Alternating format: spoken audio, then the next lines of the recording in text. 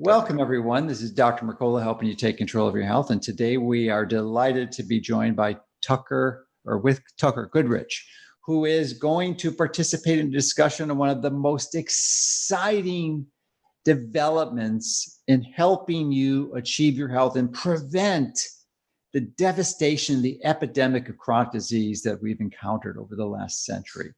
And it's a topic that most interested clinicians or healthcare practitioners who focus on natural medicine understand, but only superficially, including me until earlier this year. I didn't get it.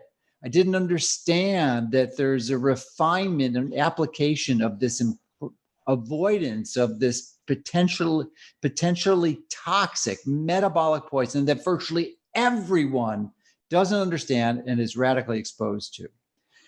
And that toxin is a special fat, typically considered to be an essential fat, called linoleic acid. It's omega-6 polyunsaturated fat, which you may or may not have heard about. But once you're finished with today's dialogue, you're going to be stunned. So with all that preface, welcome and thank you for joining us this morning, Tucker. It's a pleasure, Dr. Mercola. Really nice to meet you finally. Yeah. After our many back and forths over email. Yes, preparation for this. Yeah, because as I mentioned in my intro, is I, like most other clinicians who value nutritional interventions to optimize health, understand that vegetable oils, which are loaded with this poison, are something to be avoided. I don't think that's non-controversial and indisputable.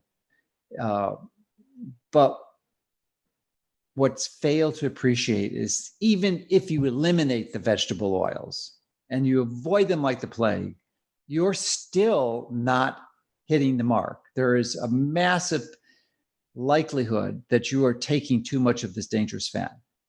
So we're going to go into the details, and if you listen to this whole dialogue and conversation, you will understand why, I can assure you, because Tucker's agreed to stay on for as long as we need to help you understand this. So before we go there, I want people to understand what your background is, and then we can dive into how come you were so far ahead of the curve in figuring this thing out when so many of us, me included, missed it. So let's go with your background first. My background is on Wall Street. I started out as a stockbroker, actually.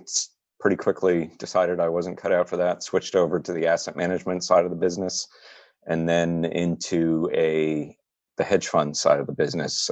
First as a trader, and then increasingly got into IT and the risk management side of the business. So I wound up building, at one point, 2 of the 100 biggest hedge funds in the world were running on systems that I built. And I ultimately wind up designing and running for a long period of time an enterprise risk management system. And I was largely self-taught in technology. So I was good at researching, figuring out how to do things correctly, and doing a lot of troubleshooting and debugging. I wound up with a staff of 20 odd people, including a lot of academic comp sci people who I supervised and helped with troubleshooting. So I got very good at figuring out what was causing problems and ideally figuring out how to avoid having those problems occur in the first place. So when I was, I was going along happily doing that, and there's no, you didn't mention one bit of professional healthcare training or studying to interpret the medical literature. So how did you get that expertise? Well, I was one of these guys who I'd been really interested in science and biology when I was a kid. So I always had kind of a bent to apply the scientific method, which was mostly what I did at work. It was all just, engineering, the applied scientific method. When I was in my late 30s, I started getting quite sick. The first thing that happened to me was I had what was initially diagnosed as being a stroke. And I was unable to talk while I was at work. About 30% of my vision disappeared. Luckily, one of the fellows who worked for me had been an EMT and diagnosed it as a TIA and drove me to the local stroke hospital, Westchester Medical, which is supposed to be one of the best in the country. And I spent the next 4 days there being poked at by medical students and a very talented neurologist who was their stroke specialist. And they said, the thing you never want to hear when you're in a hospital, wow, this is fascinating. We never see anybody your age in the stroke ward. They're usually old people. I'm 38 years old. This is not supposed to be happening to me. I come from a healthy family. My grandparents and my parents all lived into their 80s and 90s. So, this just was not supposed to be happening at 38 years old. So I got out. Ultimately, that's when I started doing the medical research. I was able to get the doctor to change his diagnosis ultimately from stroke to a migraine. And if you didn't know that a migraine can leave you with a semi-permanent speech impediment, I didn't either, but apparently it does happen to people. Luckily, that speech impediment is healed over time. Yeah, they're almost identical in presentations, migraines. I mean, it's very difficult to differentiate between the two sometimes without some type of imaging study. So his comment to me, now this was a professor of neurology at a teaching hospital. His comment to me was that he'd never changed a diagnosis because of research presented to him by a patient. So that was kind of cool. And he was wonderful. He invited me into his office one Friday evening for several hours and walked through the whole pathophysiology of stroke and talked to me about all of my symptoms and what was going on in my family. My wife at the time, fascinatingly, had 2 weeks previously also had something that was diagnosed as a stroke initially, and it also spent 4 days in a stroke ward. So the fact that this happened to both of us almost contemporaneously pointed strongly at something that was environmental, but we didn't have a clue what it could have been at that point. 2 years later, I came down with acute diverticulitis. In the interim, I was having increasingly bad autoimmune problems. I'd always had allergies and asthma, but I started just reacting to things like, I had a reaction to penicillin that led to an initial, later corrected diagnosis of a penicillin allergy. I had borderline osteoporosis, osteopenia. I'd broken 6 bones over the course of 2 years. A lot of stuff was going wrong. And I remember distinctly one day looking in the mirror in my bathroom and thinking to myself, dude, you look old. And I just thought it was, age. I wound up having a colon resection because of the diverticulitis, but the symptoms continued. So, very upsetting time in my life. And the medical professionals really weren't in any help at all in trying to figure out what caused things. For the diverticulitis, I got the typical, you need to eat more fiber, and I did so, and it got worse, leading ultimately to the colon resection. And then symptoms continued. So I kept doing a lot of research. I took up running, right? Because running was the one thing that was shown in the medical research to inversely correlate with diverticulitis. So I said, okay, fine, I'll start running. I had all sorts of problems with shin splints, got into this barefoot running movement. Tucker, can you hear me? Yes. What year was this all starting when you started this process? So that would have been from 2006 up to 2009. So over the course of a number of years. So then one day, a friend of mine who I'd met through this barefoot running movement sent me a link to a scientist's blog. At the time, he was still a PhD student, Stefan Guillenet. And Stefan went through how diet affected dental problems. Now, I'd had all sorts of, 8 teeth pulled, countless cavities when I was a kid. And reading this blog and realizing that all of that had basically been optional that blew my mind. I mean, I don't like going to the dentist, and, finding out that all of my dental problems were totally the result of bad diet and not genetics, as I had always been told, and that I could choose not to have this, really resonated with me, because thanks to a dentist, I'd stopped eating sugar 20 years before and had been able to completely eliminate my cavity problem over the next 20 odd years. So I was very receptive to that. And then I started reading this blog more and more, and, not just reading the blog, but following all of his references and reading all the papers. And he sort of guided me in what I should be reading, which led me one day to taking a first step that nobody does in trying to fix their diet, which was cutting out seed oils. Standing there at the salad bar in the office cafeteria one day, I just said, you know what? This has got to be the worst, nastiest, cheapest stuff, looking at all these squeeze bottles full of salad dressing. I said, I'm going to stop eating them today. 2 days later, my 16-year-long bout with irritable bowel disease ended. And the chronic diarrhea that I had been suffering with for all of these years, chronic to the point where I had to travel with a roll of toilet paper in my backpack just to be safe, disappeared. And I started immediately feeling better. And we can go through some of that as we get into what parts of chronic disease does this affect. But I, in short order, lost all of my excess weight. Over the next 2 months, it just fell off me. Everybody looked at me. As a result of that, I stopped eating carbohydrates and realized I had a severe gluten intolerance.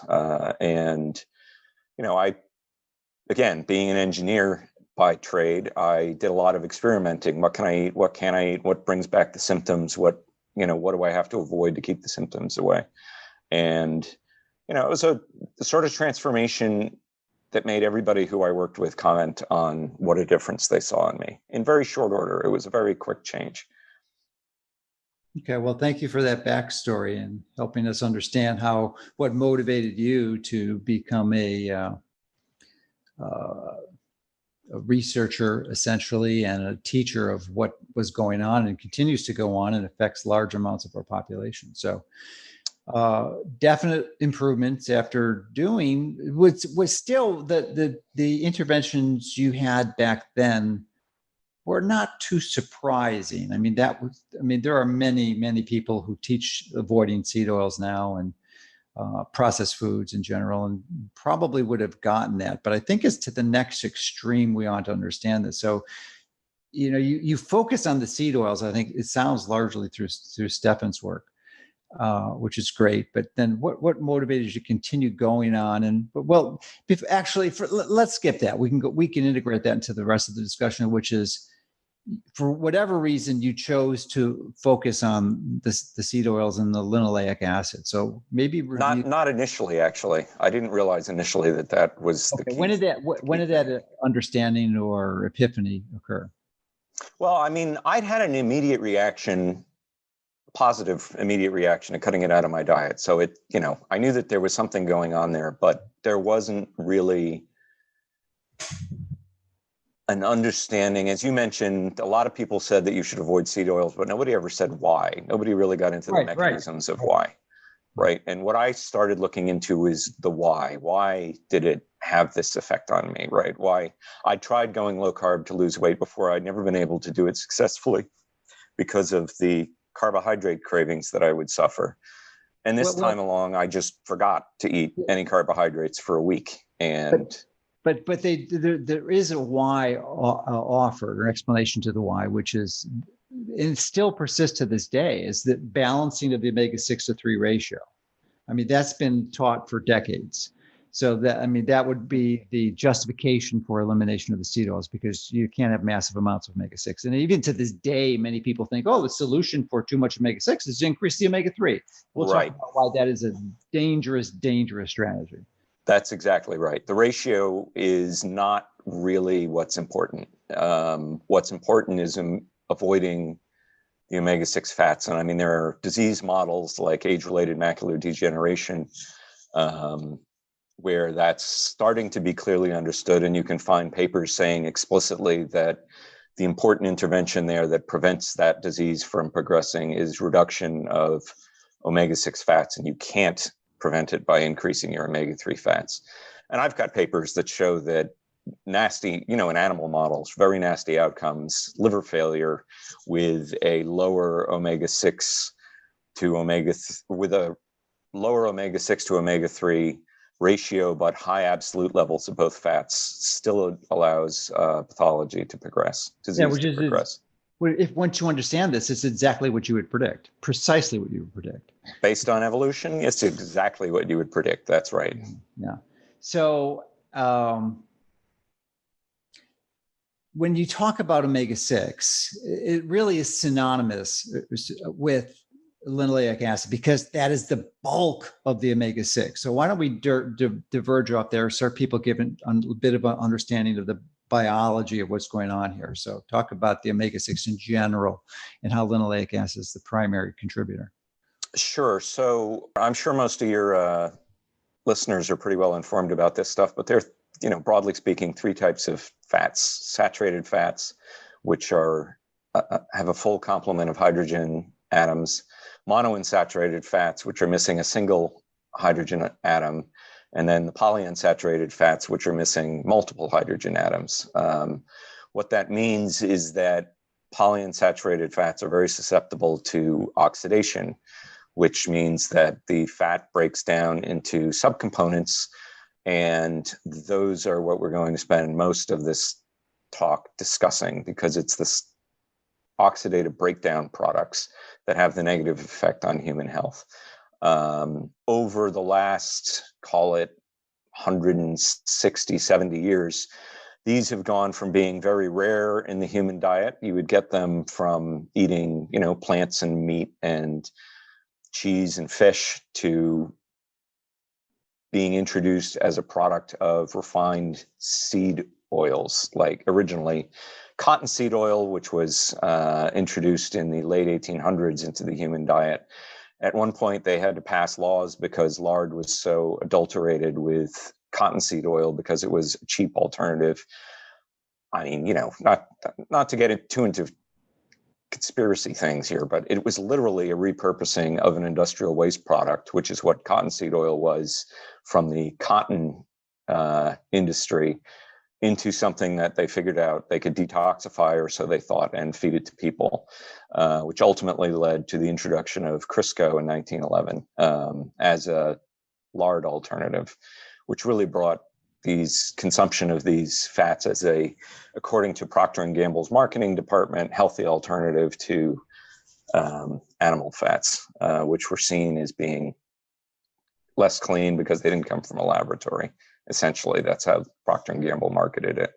So over the next 100 years, consumption of these seed oils went up and up and up, promoted in a large part by the cardiology profession, which had convinced itself that saturated animal fats were the cause of the heart disease epidemic that had overwhelmed England and the United States. And that promotion by the cardiologists didn't really occur till the 50s. So there was like another initial 50-year period, the first part of the 20th century, where the medical profession had embraced it largely because of Ansel Keys' work, I believe. Yes, that's true. And a lot of it early on was just that it was a cheaper alternative to butter. I mean, in my economics class in college, they talk about guns versus butter, which came out of the food shortages from World War I. What are you going to focus your production on? Well, the answer to that question, guns versus butter, was seed oils. It was the way, that's how margarine was originally invented. It was made from beef fat and refined into something that looked like butter. Ultimately, they started using vegetable oils, seed oils, to produce that same product. And it was always promoted as a healthier alternative to animal fats, because there was a widespread, there was a book, I can't remember, I think it was The Jungle. Upton Sinclair wrote a very unpleasant fiction novel about life in the animal butcher industry in Chicago that really turned a lot of people off. There was also a large religious movement through the Seventh-day Adventists who were trying to promote a vegetarian diet as a healthy alternative. So that continued even before the AMA and Ansel Keys came along. There was always that promotion of this as a healthier alternative. Yeah. So, yeah. as you pointed out, after World War II, it was explicitly promoted as the healthy alternative to animal fats, and the thought was that it would reduce heart disease. And we'll get into some of that because they did a lot of human studies at the time and got some rather surprising outcomes, including one that Ansel Keys did. Yeah. So in my mind, this is the most catastrophic, devastating impact on human health in the history of human race. To make that radical change in the exact opposite direction of what is needed to optimize human health it has killed millions, probably hundreds of millions of people prematurely. And still continues to, because people don't understand this. That's right. People don't understand it, even especially medical professionals, but a lot of scientists. There's a vast literature that we're going to discuss, a tiny little portion of out there. This is not everything that we're going to discuss today is based on studies that have been done in the medical literature or uncontroversial history of the alteration of the American diet over the last 150 years. So this is not, this is the mainstream explanation of what is causing our chronic diseases. What I've done that's distinct is just, I'm an inveterate reader. I'm a speed reader. I love reading medical journals, God help me. Everybody needs a hobby. This one's turned into mine. But what nobody's really done is gone through and connect all the dots. There are a lot of people who understand little sections of it, but they haven't gone on to coalesce everything into a common explanation for these pathologies across different disease states and different species even. And I think that's what I've been able to do. And I think that's kind of the key insight that makes this message really compelling now. It's a radical step in the right direction to help shift the consciousness around this issue, because it's so important if we're going to make a massive impact on cutting down the epidemic of this chronic disease. So the brief summary is omega-6, primarily linoleic acid, which I believe is 60 to 90% of the omega-6. If you have a omega-6 reading, you're probably somewhere 60, 80% of that is linoleic acid. That's correct. Yes. Yeah. Highly susceptible to oxidative damage. You just breathe out the wrong way, it's going to get oxidized. And then these oxidative byproducts are what devastate your health. And we'll go into the specifics of why. But here's the key. 150 years ago, as you alluded to, we had minute amounts. And I want to get into some of the specifics because I think it's important as we tease out the details. It was 2 to 3 grams a day, 2 to 3 grams a day.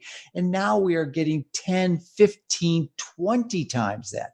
And now that may not sound like a lot because, you can eat that much more sugar and still potentially not have problems. Now, I'm not a big fan, and neither as you are.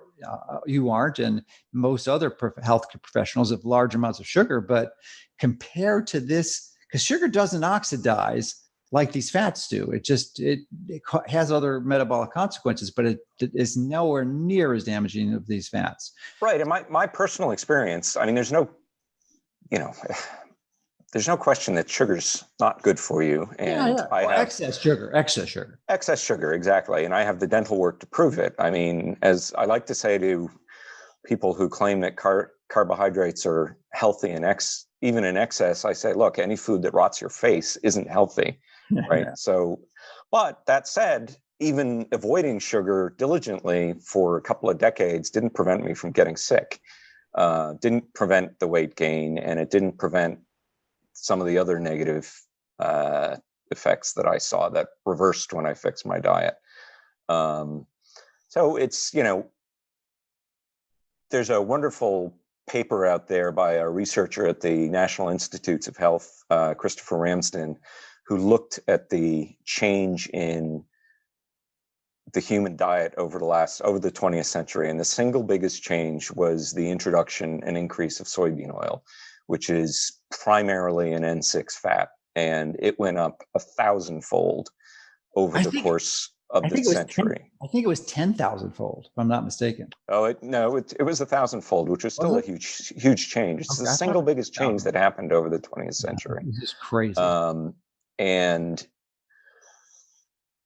the initial level, I think he said, was like 1 to 3% of energy in the human diet, and now it's up to 15 to 20% of energy in the human diet. It's been a massive change, and a massive change that was never properly understood prior to its introduction. It's not obviously acutely toxic, right? It's not like you're going to go drink a bottle of corn oil and keel over dead. The parallel I like to make is with cigarettes. Cigarettes will make you nauseous and ill the first time you smoke them, but they won't give you lung cancer. That takes time and a constant exposure to it. And I think that's pretty much the best metaphor for excess consumption of seed oils, is that it takes exposure over time. It's not going to happen. Now, this gets into the problem with medical research, is that it's generally done in short term. And a lot of the medical research that we count on now, like the food-related epidemiology, which was the field largely invented by Ansel Keys, didn't exist when all of these things were introduced in the diet. So it was a complete blind spot that happened. And then when organizations like the FDA came around, this was something that was generally regarded as safe. And so a lot of research was never done. And I mean, it's not, there was no malign intent here. They thought that they were doing something that was good. They just, it's just like doctors used to recommend smoking because they thought it was healthy. I think there's an excellent parallel there. And only as the diseases that are related to it became pandemic do we start to realize, oops, this may have been a mistake. Yes, indeed. So let's help people understand what this excess consumption does and how it damages your body at a molecular level, because you've quoted some of the associations that are present. And I think both of our minds, we view it as probably the single largest variable to this epidemic of disease that we're having. But at a molecular level, there's it not only damages your metabolism, but your body's ability to generate energy in your mitochondria. And to help understand that, maybe we're diving in prematurely, and if there's another topic you want to preface before, that's fine. But in my mind, it's probably one of the key elements.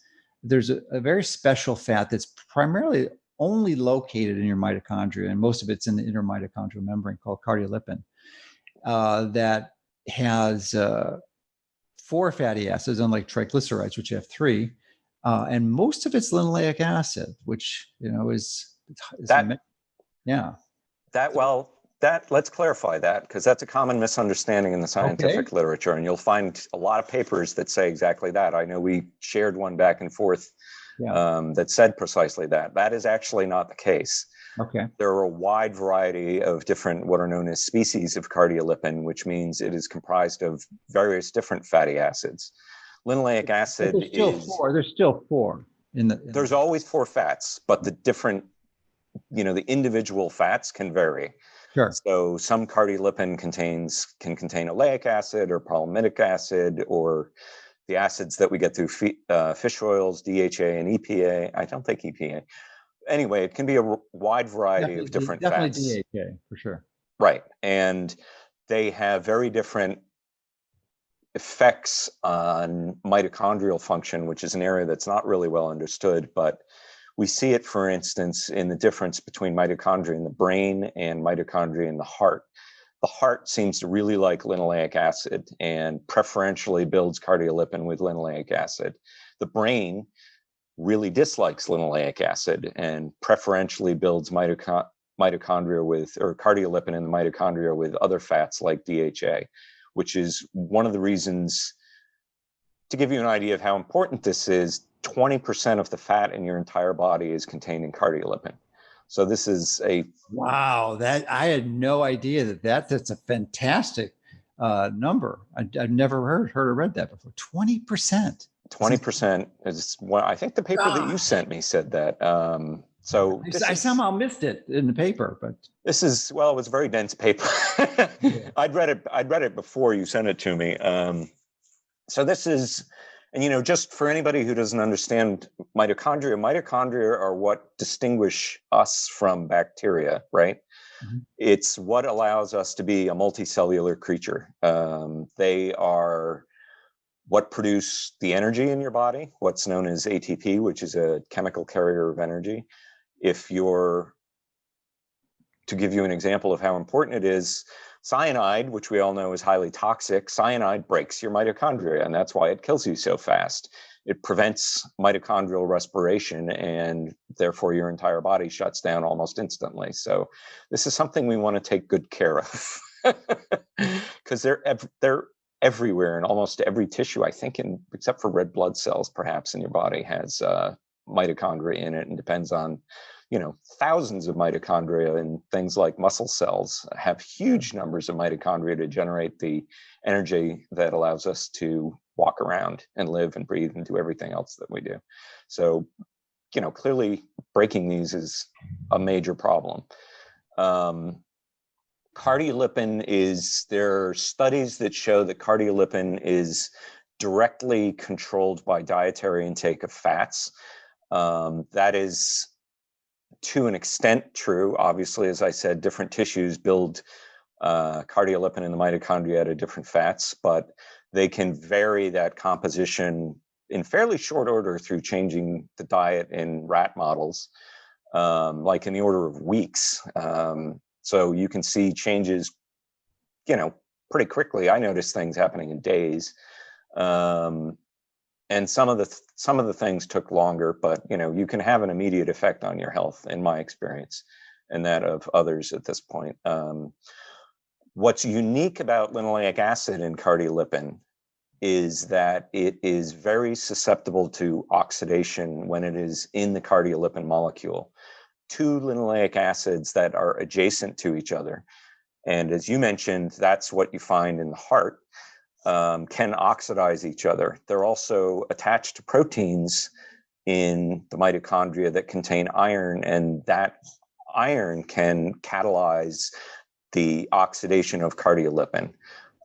This is a pretty fundamental process in the body. I mean, lots of us have heard of autophagy. I'm sure you've talked about that.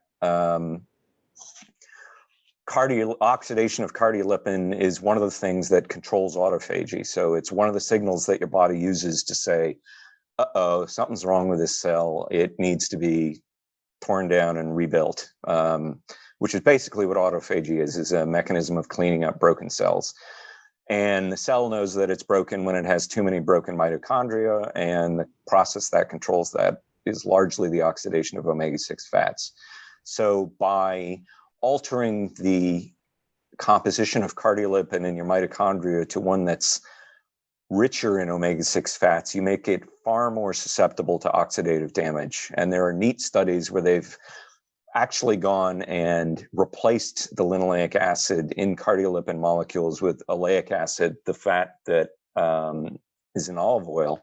And they find that it makes the cardiolipin molecules extremely resistant to oxidation, to oxidative damage. And that is basically what I think we need to go back to. That's the model that we evolved with, is low levels of linoleic acid in our diet, and therefore in our cardiolipin. Now, one of the neatest papers I've ever seen looking at this, something that encapsulated this whole model that I'm talking about, took rats, and we'll talk about, obviously there are problems with rat models. I'm sure you've talked about that a lot, but this is a pretty good model.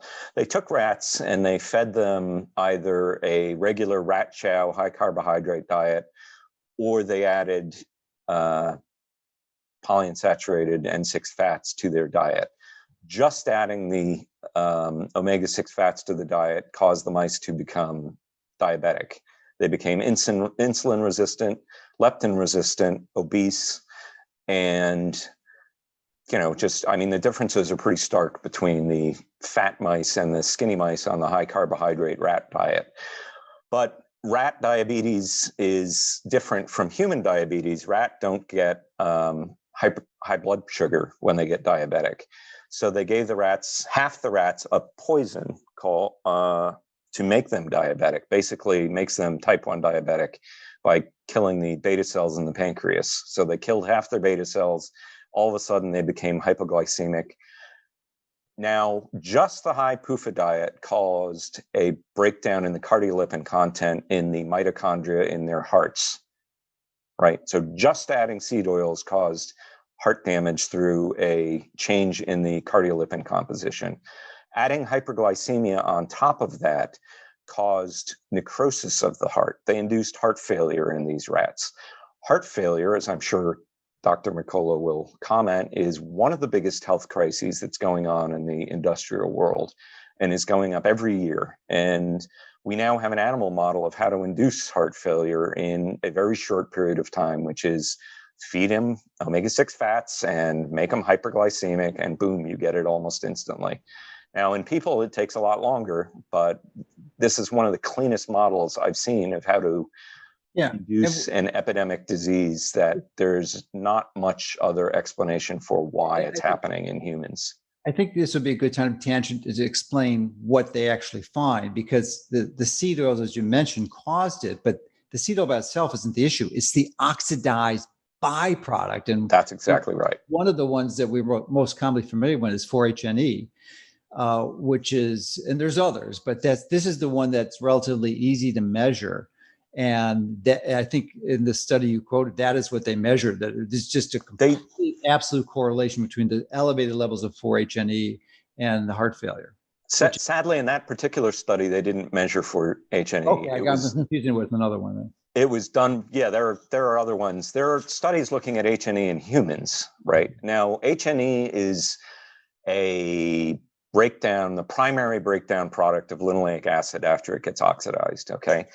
Why is this important? It's highly toxic. Linoleic acid breaks down to HNE even just in storage. This is well demonstrated in the literature. If you add heat, it breaks down even faster. One of the amusing things about the cardiology profession and polyunsaturated fatty acids is, on the one hand, they tell you to eat lots of them because they're quote unquote heart healthy. On the other hand, they tell you don't eat fried foods. Well, what are foods fried in? They're overwhelmingly fried in vegetable fats nowadays. And the problem with that, and the reason that cardiologists, after telling you to eat them, tell you not to eat them, is because these fats break down into HNE when they're cooked. And this is, again, this is one of these things where the best source for reading about that is to go read the industrial literature from the oil industry, where you find papers looking at what happens to French fries when they're fried in vegetable oils and how they become full of this toxic product. And the industry is saying, maybe this is a problem, guys. We shouldn't be eating this stuff. Yeah. It's an interesting tangent. That there's an organization ostensibly designed or whose purpose is to protect the public health. It's called CSPI, Consumers for Science and the Public Interest.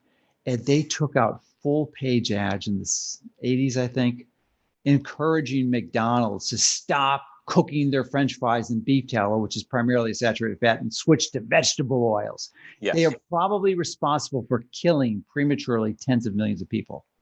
I don't think that's a huge overstatement. And I mean, even now you can go find papers in the literature. I mean, let's just go through three of them really quickly. I mean, yes, which will kind of lead us into the what diseases are we talking about here. But they're in cancer, in fatty liver disease, in two different cancer models, in fatty liver disease, and in, I'm missing one right now, but we'll just talk about those two. You can't induce those diseases without linoleic acid in the animal models that they use in laboratories. So if you feed a rat beef tallow, you can give it 30% of its calories as alcohol and it won't get alcoholic liver disease, right? You must give them seed oils to induce cancer in animal models of cancer. You must. It is required. That's the language used in the paper, right? So this is a really fundamental process that we're talking about here. And this is in the animal cancer models from 0% up to 4 or 10%, depending on which model you're looking at, of energy as seed oils increases cancer incidence up until you get to a threshold. So in the breast cancer model, cancer incidence increases up to 4% of calories as seed oils, and then additional seed oils doesn't cause any more cancer. Now, that's what's the relevant to us? Most people in the United States are at 8%. So we're way over what these thresholds in the lab would suggest is a safe level of these fats based on the laboratory work in animals, which it's important to note is how toxicology is done, right? We don't give things that are suspected to be toxic to people first, generally, outside of the food system, of course. We give it to animals. And then I can't think of any product that, if you gave it to animals, increased their rate of cancer, gave them fatty liver disease, and caused obesity, would make it into the food supply. But that's where we are right now. We've got this huge disconnect between what the lab science tells us we should be doing with this and what our dietary guidelines tell us we should be doing this, which is the scientists are saying, oh, look, it's poison. It causes all the chronic diseases. And the government's saying, eat it, eat lots of it. It's not a good thing. So cancer, H&E is a mutagen, right? A mutagen is a toxin that causes DNA damage. One of the primary genes that H&E damages is the p53 anti-cancer gene. This is the most common mutation in cancers. It's found in 50% of cancers. It's preferentially mutated by H&E, which can explain a lot of the increase in cancer over the last 120 odd years. P53 is the most, it's literally a cancer prevention gene. It's how your body regulates cancer. You can all draw your own conclusions about the wisdom of eating something that can cause that to break. It has been demonstrated. I've got a long post that I'm going through right now. It is been demonstrated in the animal models as the cause of obesity. There's an animal model of obesity, a lab diet called D12492, which was named the cookie dough diet by Stefan Guillenet. Rats love to eat it, right? It's like eating cookie dough. It makes them obese. It gives them diabetes. It gives them, this is the standard diet that's used by scientists to make rats sick, like humans get sick.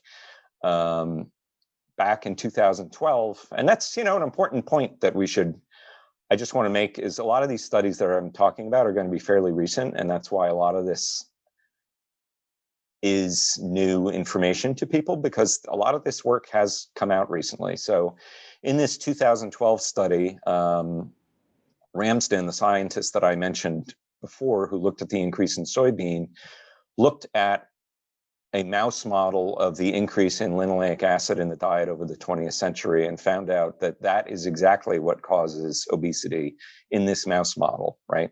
If you feed the mice lots of saturated fat, they don't get fat and they don't get sick. It's only when you increase the linoleic acid in the diet from 1% to 8% that they become obese. Now, this standard mouse model of fat to induce obesity typically has like 20% of the energy in the diet is N6 seed oils.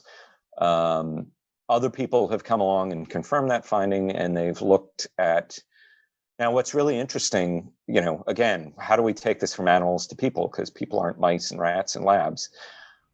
What Alfheim and Ramsden were observing is that back in 2006, I think, there was a drug introduced called rimonabant, which was an anti-obesity drug, right? It was a bit of a miracle drug. I want to quote this exactly because it's so important to understand the effect that this drug had on humans. Large randomized trials with rimonabant have demonstrated efficacy in treatment of overweight and obese individuals with weight loss significantly greater than a reduced calorie diet alone. In addition, multiple other cardiometabolic parameters were improved in the treatment groups, including increased levels of HDL, reduced triglycerides, reduced waist circumference, improved insulin sensitivity, decreased insulin levels, and in diabetic patients, improvements in HbA1c. This paper was released in 2007. Unfortunately, rimonabant had a side effect that it caused people to want to kill themselves. So it was withdrawn from the market, and it largely killed research for several years into that area. But what Alfheim did in 2012 was demonstrate that the mechanism behind rimonabant is to block the metabolism of seed oils into the chemicals in your body in the endocannabinoid system that cause overeating. Now, I had mentioned my experience when I stopped eating seed oils was that I forgot to eat carbohydrates. The effect of rimonabant in these mouse models is to make them crave carbohydrates and to stimulate them to eat sweet foods and carbohydrates, right? And everybody's familiar with this effect. Well, not everybody's familiar with this effect in humans, but everybody's heard of this effect in humans. It's called the munchies, and it's what you get after you smoke pot, because the endocannabinoid system is the system that marijuana affects. And the chemical that rimonabant blocks is your body's homologue to the THC in marijuana, right? So essentially, what we've done to ourselves is given ourselves a chronic case of the munchies, which is blocked by this, unfortunately, very harmful drug to people, right? This is as open and closed a case for causation as you're going to find in the medical literature. We have a human drug that treats this. And as I just read, it treats all these different aspects of this disease, and it works through this one pathway that we have a clear demonstration of in animal models. Yeah, and that would be great if we could use a drug. But I learned many decades, I appreciated the fact that drugs rarely, if ever, are the solution for a disease. And even though they may effectively treat the mechanism, they almost invariably have some side effect that in many, if not most cases, is far worse than the disease they're designed to treat. In this case, suicide. So yes, if you're not... Yeah. And in this case, the drug is completely pointless because the dietary fix is well known and is simple. Absolutely, 100%. I just want to take this back and kind of tie it in for people so that they get it, because I don't want to go down the rabbit hole in some of these studies deeply, but they're supportive of this main thesis, which is to understand that a mere 150 years ago, 1 century and a half, the average dietary intake of this linoleic acid was about 2 to 3 grams a day. Around that same time, the diseases that we're talking about, cancer, heart disease, the two primary ones which the two primary ones which kill more than 50% of the people. Then, of course, there's diabetes, obesity, dementia, age-related macular degeneration. All of these diseases, and correct me if I'm wrong, but I believe they were at that time, 1850, were less than 1%. In some cases, it was a very rare disease, virtually undocumented. Like some of these cancers and age-related macular degeneration, they didn't exist almost. That's exactly right. That's what we saw over the 20th century was a huge increase in all of the chronic diseases. We're tying it together. It's this increase in linoleic acid, and it's oxidative end products which cause the damage, but it's the increase, simply lowering it down to the way our great-great-grandparents had and used. You can essentially eliminate almost every single one of the diseases that is prematurely killing us. That's what we're hoping. Yeah. I mean, probably the most radical change that I personally saw, and it's another one that's, once this happens to you and you turn around and you start looking into the scientific literature, you find out that this is a well-documented effect. And it's one of the reasons why I stopped seed oils in the first place, because I read a blog post that Stefan Guillenet did that detailed how seed oils control sunburn. And that sounds nuts. I'll be the first one to say that. It sounded really nuts to me because, I mean, I don't know if if all your listeners are going to be able to see me, but I'm blonde, blue-eyed, pale-skinned guy who used to be super susceptible to sunburn. I would, go out and turn into a roasted tomato in 45 minutes. It was horrible. I hated the sun. I had to wear sunglasses all the time, hats.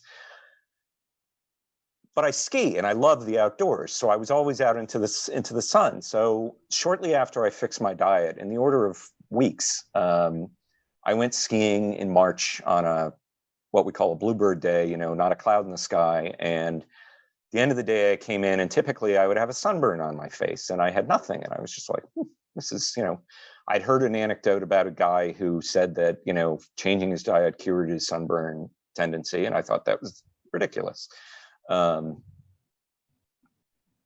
So then a couple of weeks later, my now ex-wife and I went to an event in New York City in Central Park, and we stood out in the sun side by side for 2.5 hours. I generally don't use sunscreen unless it's really extreme because I hate sunscreen. But anyway, we both stood there side by side. We got home at the end of the day, and she looked at me and she said, "Look how burned I got." And I looked at her and I said, "Look at me, I didn't burn at all." Now, this is really notable because, I'm pale and blonde. My ex-wife was dark and Colombian, dark-skinned, and she burned and I didn't. Since then, it's been almost 10 years now, and I've been up to the Alps at altitude, and I moved down to Texas and lived there for a year where I would go out and run I love to run. So I would go out and run for 3 or 4 hours and, go out on my mountain bike. I get a little pink at the beginning of the season, and then I go the entire rest of the summer with no sunburn, and no sunscreen. And thanks to the miracle of Twitter, I have countless anecdotes from other people who've seen the exact same thing. So go to the scientific literature, and what does it say? It says susceptibility to UV radiation damage is controlled by how much polyunsaturated fats in your diet. It's like a dial. They can control how fast it happens and how fast you get skin cancer by how much omega-6 polyunsaturated fat they give these mice. Gee, that's kind of a good thing to know, don't you think? I mean, if you look at the charts of, the epidemiology of sunburn, it's skyrocketed over the last few decades, right? And it's skyrocketed in concert with this steep increase in the use of sunscreen, which obviously isn't doing anything, because skin cancer incidents, including nasty ones like melanoma, which have also been epidemiologically linked with seed oil consumption. This is a kind of useful thing to know. I mean, it just changed my life not having to worry about sunburn anymore. And it's been, this is 10 years into it at this point. It's fantastic. Yeah, that is. It doesn't mean that I'm invincible, by the way. I mean, if I'm out in the sun for 7 or 8 hours, I'm going to get a bit of a burn because, look at me. But or you go to the tropics, yeah, if I go to the tropics or I go up at altitude, then I'll use, some sunscreen on my face or wear a hat or whatever, do something sensible about it. But the difference between the 45 minutes it used to be and 6 or 7 hours that's a huge change in a lifestyle for me. Yeah, and I think for anybody else. Yeah, we have and still do promote, and there's probably other benefits for it too. Antioxidant called astaxanthin, which consistently lowers the time at which you will, or increases the time at which you will sunburn. But the mechanism is just protecting linoleic acid degradation, most likely. Bingo. That's exactly right. Yeah. That's exactly right. And we can't get out of this without discussing carnosine and Oh, no. We're going to rosemary at some point, just as well, that's what down the road. But I want Yes. to go to another analogy that the sunburn was a beautiful metaphor and illustration as to what's going on here.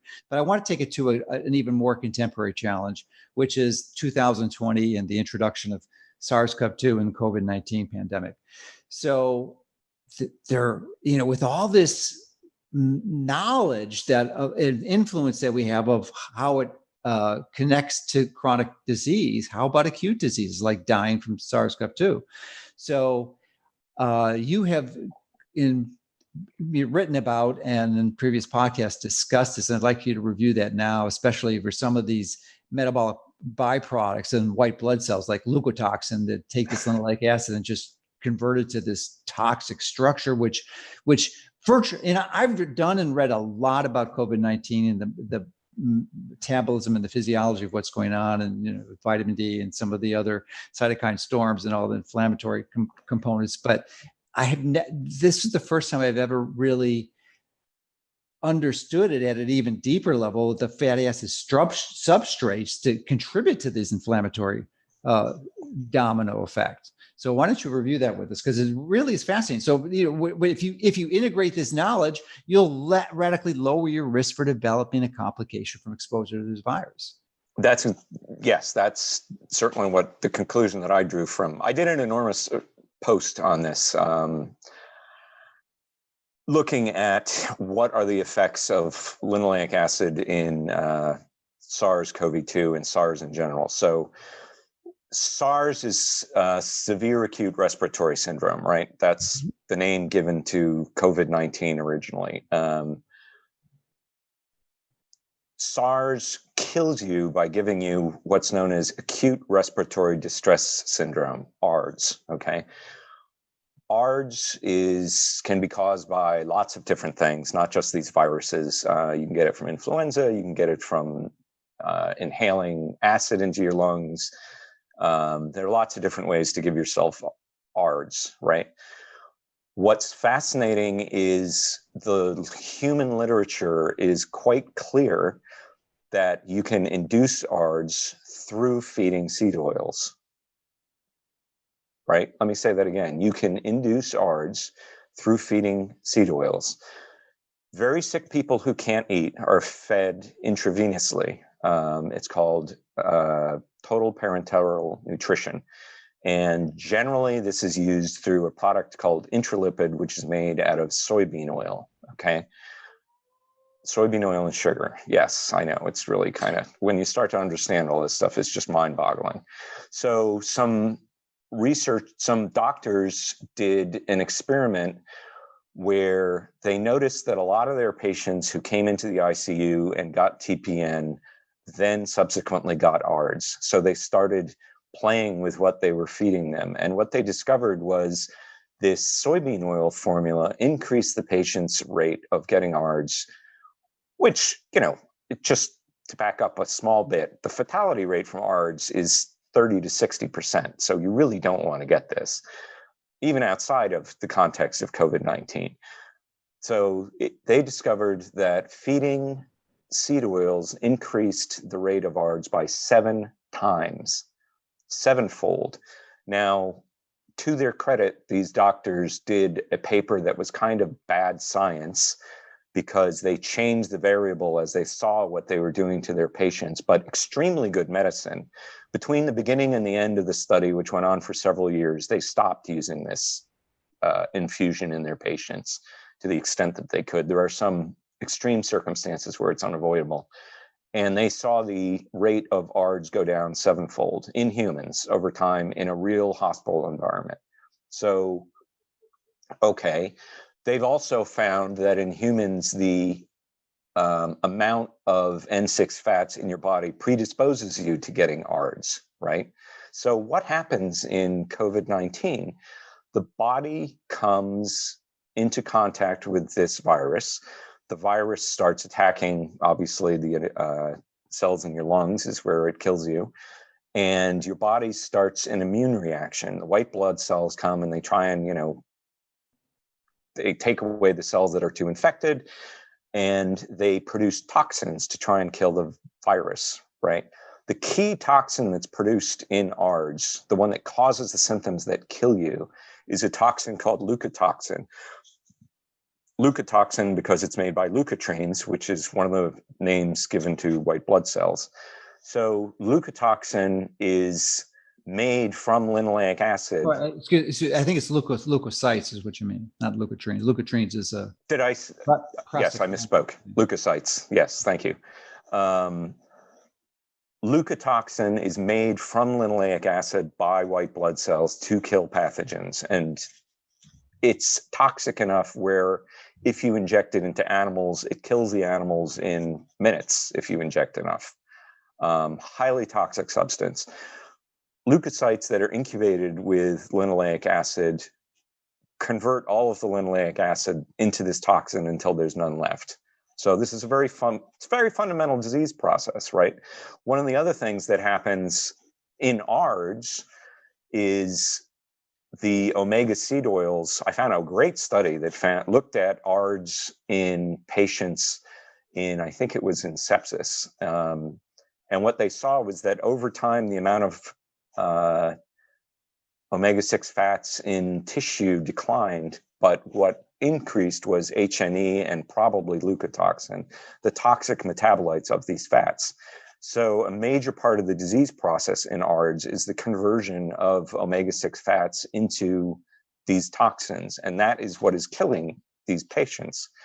It is often noted that what kills people in the popular press, you'll hear about this cytokine storm. Well, what I'm describing is the mechanism of the cytokine storm, right? Leukotoxin is uniquely what causes the side effects or the symptoms of ARDS, as has been clearly demonstrated in the animal models. So it seems to me that a sensible thing to do would be look at the research in humans, note that people who have higher levels of omega-6 are more susceptible in ARDS to get ARDS, and change your diet, right? Why wouldn't you want to do that? Absolutely. So thank you for expanding and explaining it. So this is a disease that will kill anywhere from the likelihood of you getting this disease is surviving is anywhere from 95 to 99.99%. So in other words, you're likely not going to die from this. But what you will much more likely die from is cardiovascular disease, heart attacks, heart failure. That's probably at 30%. So can you similarly review what's going on with high linoleic acid content and how it contributes to the physiology and an anatomical disruption within the intima and the inside of the blood vessels that leads to these plaque formations and causing heart disease? Yeah, let's go over that. So there's a great, all of us hear about good cholesterol, bad cholesterol, and LDL, right? Back in the 1980s, there were a pair of doctors and doctors who were also scientists, Brown and Goldstein, who got a Nobel Prize for discovering the LDL receptor. So the next thing that they decided to do was, and I want to look up this quote here. Unfortunately, I don't have it in front of me.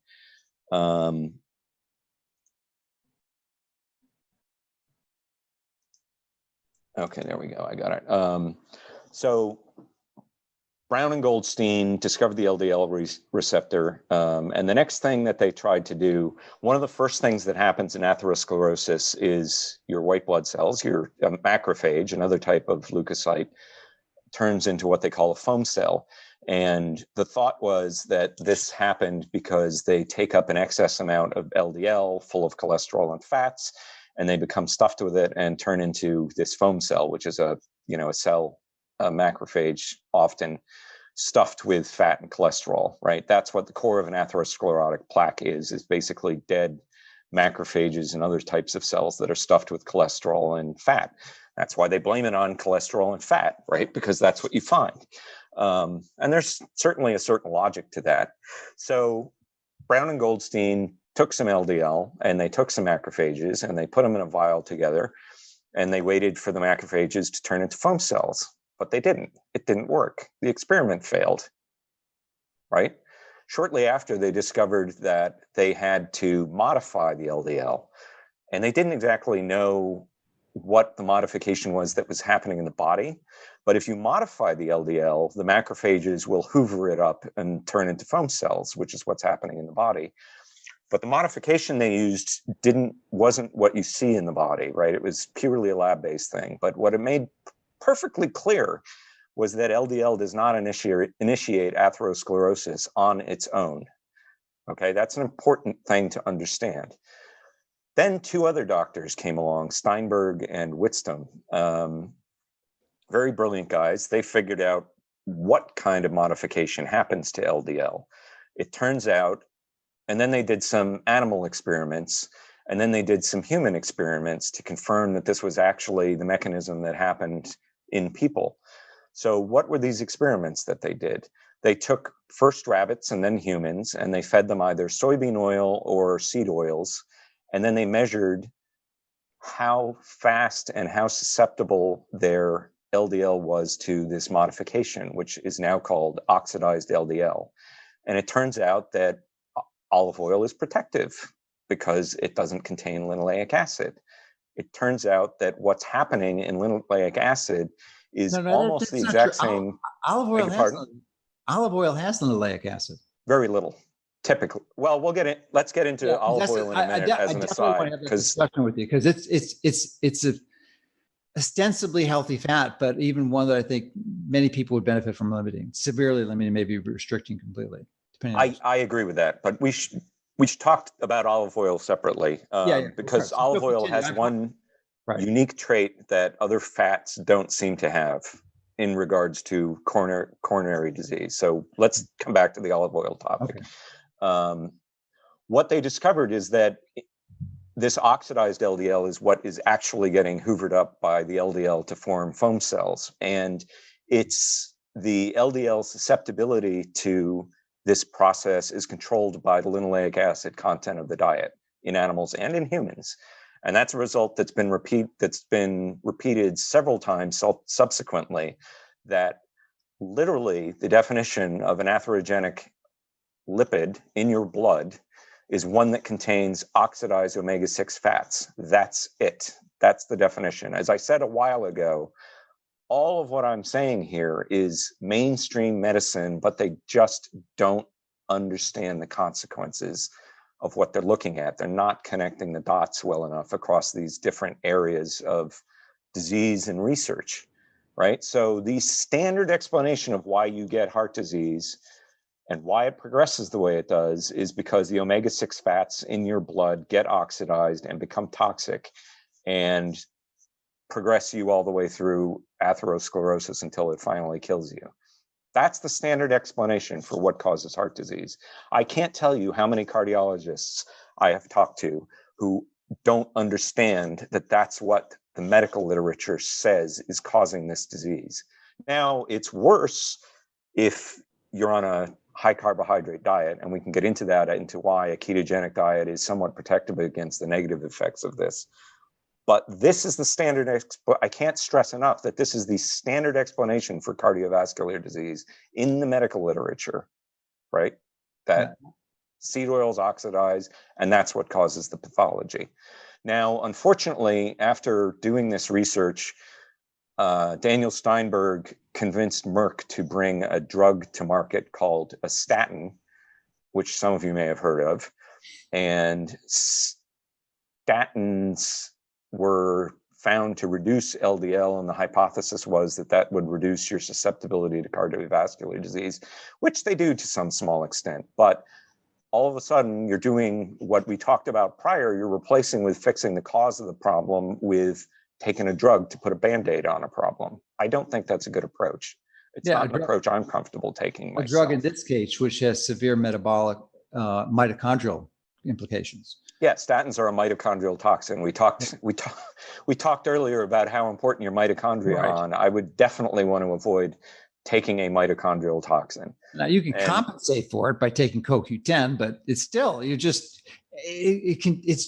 not treating the cause. You got to treat the cause if you want to get successful. That's exactly, and that's the engineering approach to things, right? You don't keep putting Band-Aids on things. At some point, you have to just stop and say, okay, we went down the wrong path, and back it out. I mean, in my experience with junior developers, this was the hardest thing to get them to do. They would come up with some neat new idea, and they would keep poking at it, trying to fix it, when sometimes the thing to do is just to walk it back, go back to what you had before and try and come up with a new approach to it. And I mean, you know, cardiovascular disease has gone down a lot since the middle of the 20th century, but it hasn't been because of statins. I mean, I'm sure, you know, that it's because of smoking, because it started well before statins were introduced. Mm-hmm. So, but statins is kind of a side topic. Let's not go down that road right now. Yeah. But if people are curious, why did these guys abandon this line of research? It's because they decided that applying this Band-Aid of statins was the way to treat the problem. Research, of course, has continued, and you can find countless papers talking about the oxidative stress model of cardiovascular disease. And as far as I'm aware, all the mechanisms of why it progresses center around the oxidation of omega-6 fats. And, you know, there are lots of other players in that. I mean, smoking, for instance, why is smoking so bad for you? Because it kicks off the oxidation of omega-6 fats in your body through these fairly, you know, highly toxic chemicals. Acrolein, okay. Quick little tangent here. Acrolein is thought to be the chemical in cigarette smoke. That's a great Wikipedia article to read about acrolein. Biocide is what they call it, meaning it is so toxic it kills anything it comes in contact with, right? This is why you shouldn't smoke, because you are sucking a biocide into your lungs, okay? What's another way to make acrolein? Well, you can take physiological levels of glucose and linoleic acid and mix them in water, and they will generate acrolein on their own. Just let them sit there, and they will generate toxins, right? And that seems to be exactly as that, you know, rodent model I talked about before, where they induced heart disease in a couple of days. That's exactly what they did. They gave them, you know, PUFA and hyperglycemia, and boom, they got heart failure in a couple of days. Or you could heat vegetable oil and get high levels, so much so that an order of French fries would be equal to several packs of smoking cigarettes with respect to acrolein concentration. Brilliant point. Brilliant point. So it turns out in China, they have a big problem with lung cancer in women who don't smoke, right? It's a big problem over there. Turns out it's caused by cooking with seed oils. It's carcinogen. So, oops, that's kind of a problem. Took them a while to figure this out, but if you cook, you know, they fry with seed oils in, say, a wok, and they are breathing in the fumes. And if you don't have enough adequate ventilation, it gives you lung cancer. Yeah. That's, you know, it's odd they don't put a warning on the Wesson corn oil that you can go buy at the supermarket. Known carcinogen in humans. Please don't cook with this. Well, yeah.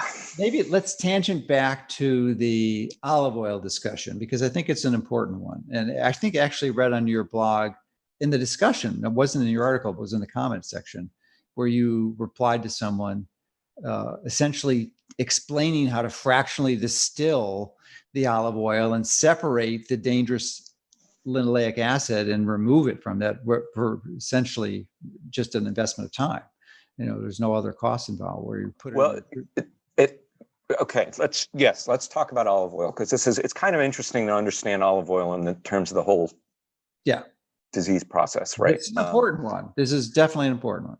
Yeah, the main fat in olive oil is oleic acid. Oleic acid is your body's favorite fat. Your body makes hordes of oleic acid every day, which is why it's not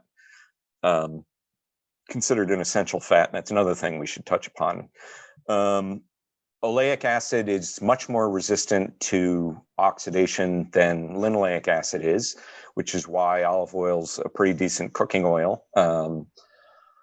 In two different disease models that we've looked at so far, cardiolipin oxidation and LDL oxidation, oleic acid is protective because, again, it's, you know, only one double bond, so it's much less susceptible to oxidative damage. So that's all good things.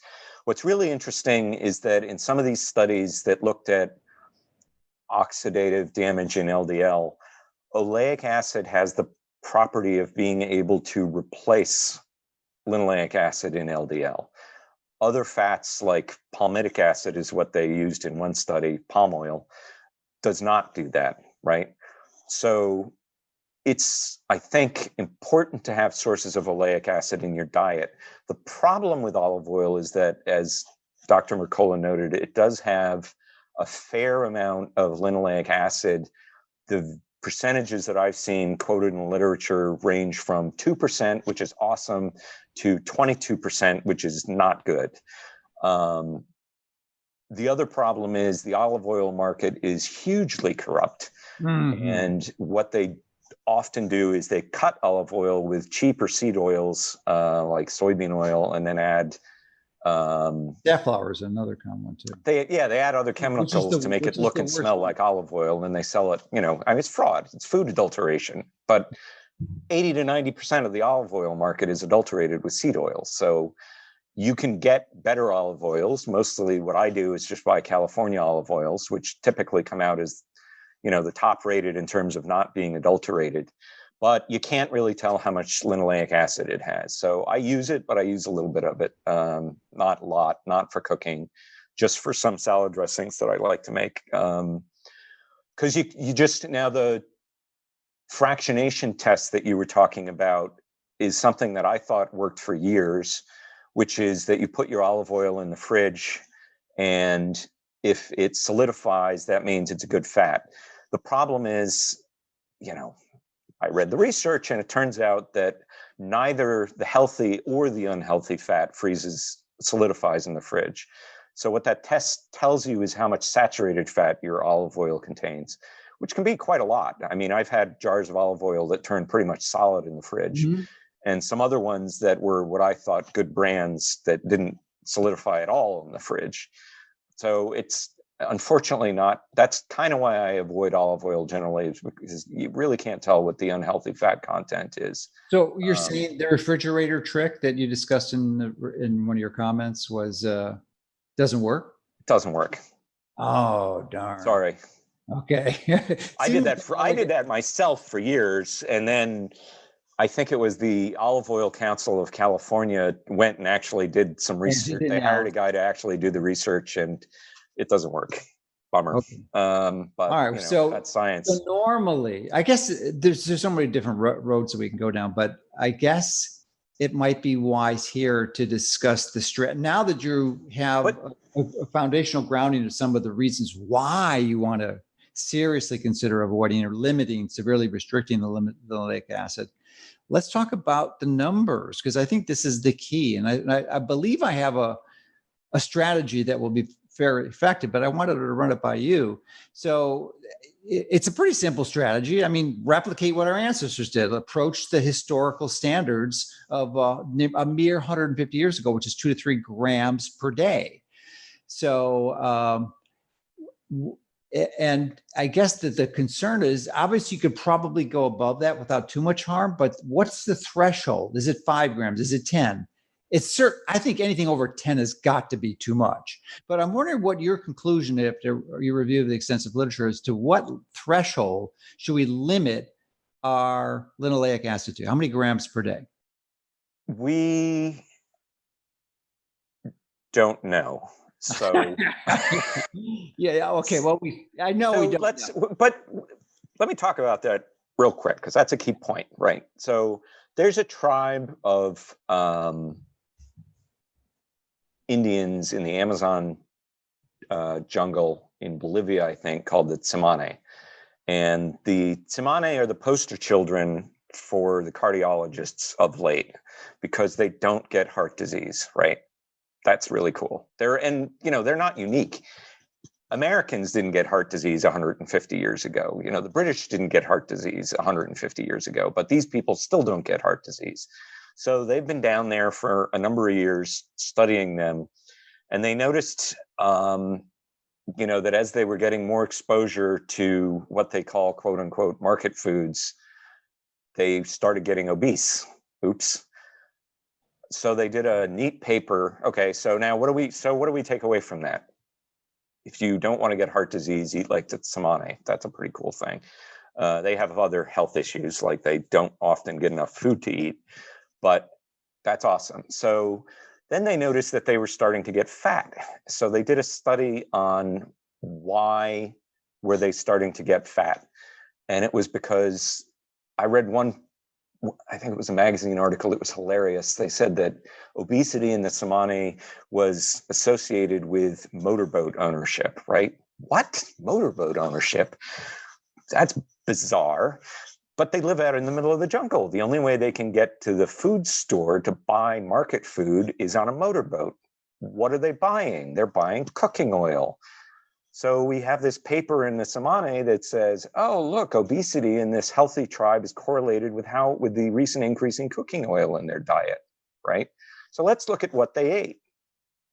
The ancestral model that you're talking about, what used to be called the paleo model, which I think is absolutely the right thing to do, without question. They were eating as much animal meat and fat as they could get. We talked about oleic acid, how it's a healthy acid. It's your body's favorite fat. Most animal fats, I think beef tallow is like 46% oleic acid. Lard is like 36% oleic acid. I mean, depending on the lard that you get, lard basically has the same fatty acid as profile as olive oil does. So it's, the other healthy fat.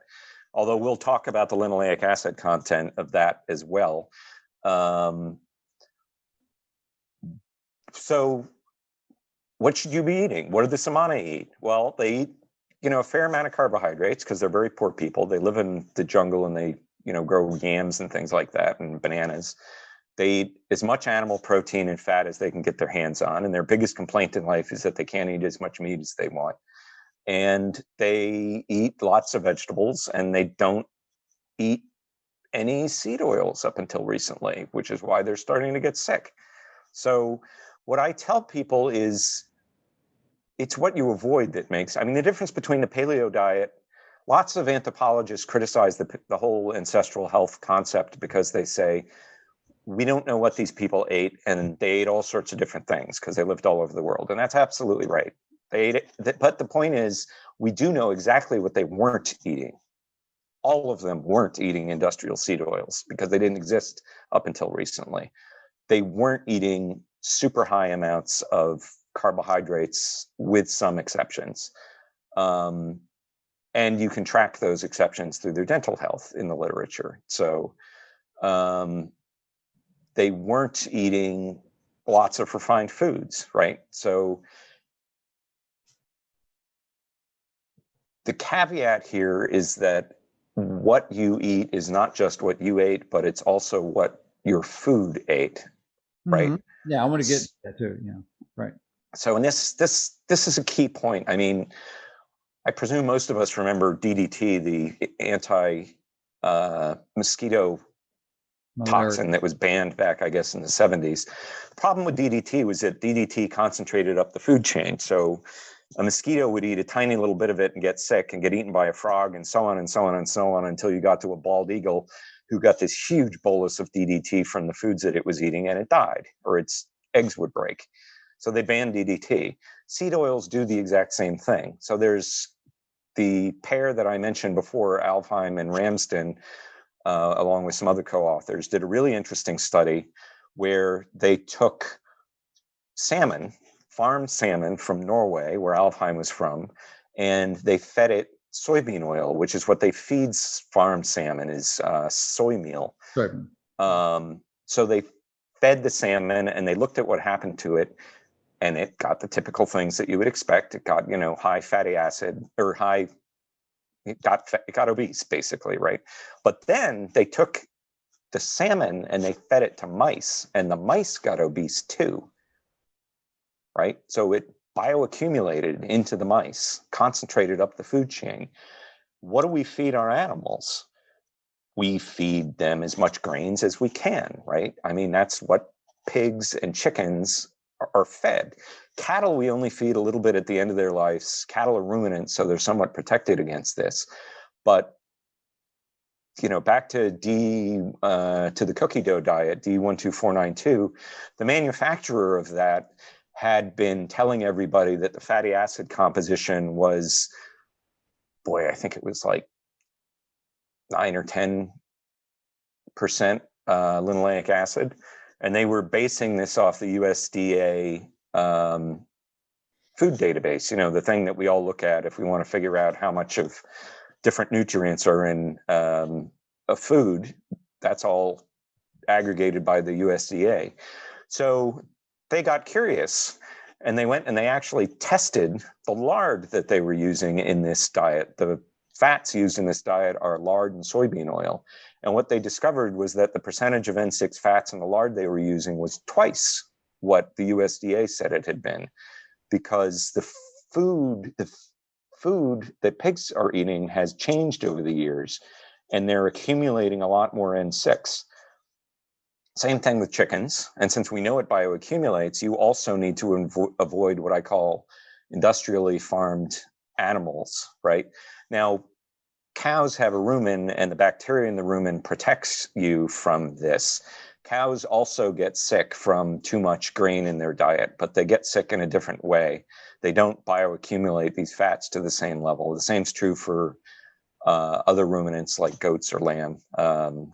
So you've got to not only, and the same is true for chicken eggs, which is why you want to try and get omega-3 chicken eggs, which are fed with flax instead of less healthy grains, or ideally pastured chicken eggs, which is probably the best option for chicken eggs.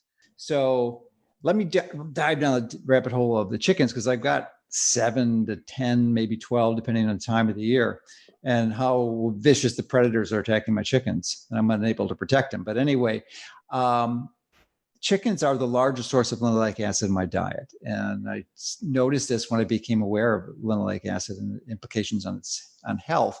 So, and then I realized that even though I've got 2 acres for my chickens to run around on and consume that, and they're clearly pastured, I feed them reverse osmosis, clean water, and they only get organic grains. But I didn't think that was an issue, because I thought that was the state of the art, and that's what chickens were designed to eat. And then I realized, I look at the bag of the grains that they're eating, it's soy and corn primarily. So I said, this isn't going to work. So I stopped it. They are not eating any of that anymore. And the only thing I feed them is mung beans, which I sprout. I give them a cup of mung beans that sprouts over 4 days. So it's like half a gallon. Probably going to dump it to a gallon a day, because I think they need more carbs. And then I give them mealworms.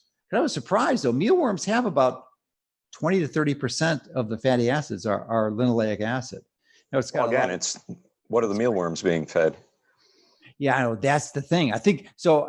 Actually, my experiment is probably going to be extended, and I'm going to probably raise my own mealworms, which is a lot of extra work. But my apologies for all of this. yeah. So, but anyway, I'm going to do the due diligence. I've already identified the lab. I'm going to do the fatty acid analysis on the eggs pre and post and see what the difference is. But it's and offline. I'll tell you how the farms that I used to buy eggs from raise their chickens to deal with the predator issue. But okay, that's fine. I mean, it's not a big deal. I mean, it's not just a rifle. No. I mean, you can. But the big issue is optimizing the linoleic acid content. You've got to be careful. And I would not eat or recommend anyone eat chicken meat for a variety of reasons, because it's almost impossible to find it with low linoleic acid content. And also it extends to pigs. So there's other reasons that some people are concerned about that. But so pigs and chicken, see, this is the thing. It's the devil's in the details. And many people are big advocates of paleo and cyclical keto. But if you don't understand this fundamental concept of excess linoleic acid is toxic, then you're going to make massive mistakes that could clearly contribute to premature disease and aging. So I want to get back to the original question, because you said we don't know as to how much, but that's not going to cut it. We need to know, because we have to make a decision. We can't wait for these studies decades down the road. Yes. And I think there's enough historical anecdotal suggestion. If our ancestors ate 2 to 3 grams, why don't we limit it to 2 to 3 grams? I don't see a downside for doing that. I really don't, especially if you're already metabolically ill. Because what we neglected to mention, unlike sugar, when you eat sugar, it's in and out. I mean, you might build some saturated fat stores up, but it's not going to. When you eat excess linoleic acid, it gets integrated in your cell membranes and stored for years, which is why it's such a problem. So we've got to address this now, not later. So I want a more definitive answer. What's your reason so for not limiting to 2 to 3 grams a day? What we before we went on to the excellent chicken tangent. So what I do and what I tell people to do is that you want to avoid all concentrated sources of linoleic acid, right? Mm-hmm. Which means, I've been reading ingredients because of my sugar avoidance. I've been reading ingredient labels diligently since I was in my 20s. So this was fairly easy for me to do because I was reading all the labels anyway. So look for, like chips. Chips are fried in vegetable oils. You can get chips that are fried in better things, like olive oil or coconut oil. Yeah, but both of those oils still have linoleic acid in. Coconut oil has virtually none. There's some. A tiny amount. I mean, less than tallow, way less than lard. Coconut oils are pretty good. I prefer to cook in animal fats myself, but I do use coconut oil from time to time. If you're looking for, a good pearl. That's a good pearl. Beg your pardon? That's a good pearl. It's interesting. It's used as the control in some of these animal model diets. Do you prefer over butter? No, I mostly use butter. Okay, that's what I thought. Yeah, I mostly use butter. I don't use bacon grease because of the problem with the linoleic acid content of lard from industrial fed pigs. I used to be able to get pastured pork, but it's super expensive and I have to drive an hour and a half both ways. So that's kind of a luxury item. But you have to understand where it's concentrated, right? It's concentrated in obvious places like anything with soybean oil in it, which is every salad dressing just about on the market. I think in all of my years before Mark Sisson's Primal Kitchen came out, I was able to find exactly one salad dressing that was made with olive oil and not a bunch of seed oils. So that's one way that people get into trouble, especially when, if they're trying to pursue a lower carbohydrate diet and they're looking for some healthy fat options. A lot of people start chugging the seed oils and in the form of salad dressing. That's exactly what I did. So that's one thing to look for. Any processed food is almost going to have seed oils in it. Chips obviously are almost always fried in processed food, but I mean, you go to McDonald's, what are the French fries fried in? They're fried in seed oils, thanks to not just picking PSBI. Any fast food restaurant. Yeah, any fast food place. There are a couple of places, I think Buffalo Wild Wings actually fries their buffalo wings in tallow, which is kind of cool. Unfortunately, I'm super gluten insensitive and they are not a gluten-friendly place, so that's kind of a shame. I'd love to go try that. I mean, I've made French fries fried in tallow. Oh my God, they're heavenly. Much better. Not much acrolein in those French fries. No, you get a little bit, but I mean, your body produces and processes like a lot of these things. It's amazing. I mean, just to kind of step back here a little bit it's amazing how many toxins your body makes. Yeah. I mean, stuff that would kill you if you drank it and your body's producing it all day long, like acrolein and acetone and it goes formaldehyde. Back to hormesis. In small doses, it's actually beneficial. Well, but we also have, we have systems that process these things because it's expected, right? I mean, I'm sure you're aware of glutathione. Glutathione is one of the fundamental antioxidants in the body. And it's so fundamental that if you are missing the gene to make glutathione, you die before you can even be born, right? It's a big problem. Glutathione's major job is or one of its major jobs is to detoxify H&E. And one of the ways that they can tell that you have excess H&E is your glutathione levels are depressed because it's so busy detoxifying H&E. So, it just again, to kind of step back, what amazes me is people who go to all these measures and, I'll hold up my girlfriend as an example. She was a Dr. Grieger style vegan when we got together and had a farm and grew organic food and, went to extremes to avoid toxins in food, and then went home and cooked with seed oils. And there are so many people who are like this, who are genuinely trying to do their best to have a healthy diet, and then they're chugging down this thing that turns into a metabolic toxin in your body, and they wonder why they can't lose weight. By the way, after I told her told her what I just said here. Avoid seed oils, avoid refined carbohydrates, eat animal food and animal fats. And she lost 56 pounds in 2.5 months, like that. Yeah. And her autoimmune disease, fibromyalgia, went into complete remission.